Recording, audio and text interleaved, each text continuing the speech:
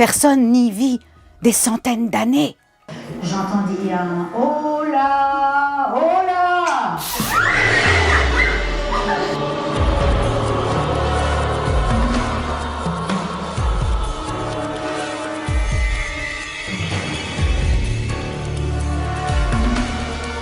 M'étouffer.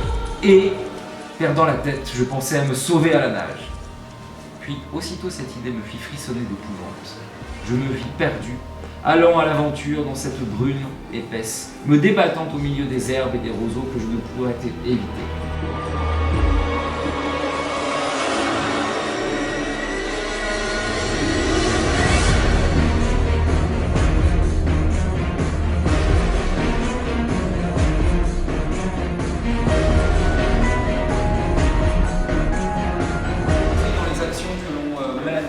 En faveur de la maîtrise de la langue française, en l'occurrence ici de la lecture. Il s'inscrit aussi, cette action s'inscrit également dans un dispositif national qui s'appelle les Nuits de la lecture, supporté par le Centre national du livre.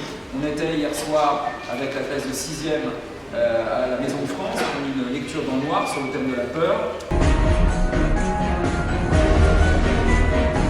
Les parents sont allés se coucher, eux aussi. Ils croient qu'on a éteint depuis longtemps, mais on n'a vraiment pas envie de dormir. On n'a vraiment pas envie de dormir. On a juste gardé la lumière de la petite lampe de chevet qui fait un cercle jusqu'au milieu des couvertures.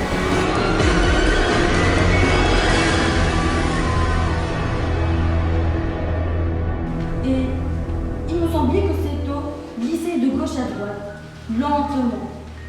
Et soudain, je sentis, je fus certain qu'il lisait par-dessus mon épaule, qu'il était là, frôlant mon oreille.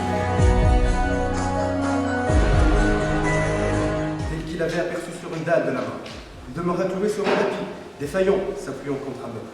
Aura le sort qui poussa. Là, disait Laurent d'une voix terrifiée. Le bras tendu, il montrait le coin d'ombre dans lequel il apercevait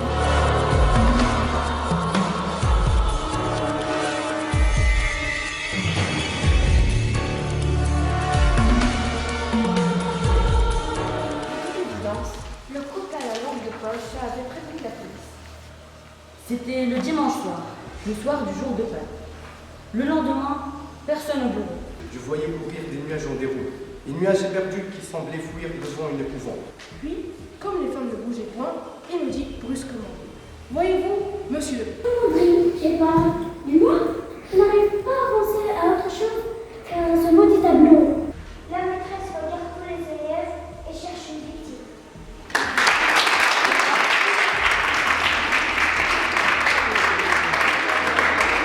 Un bon d'achat pour acheter des livres uniquement chez Oxford.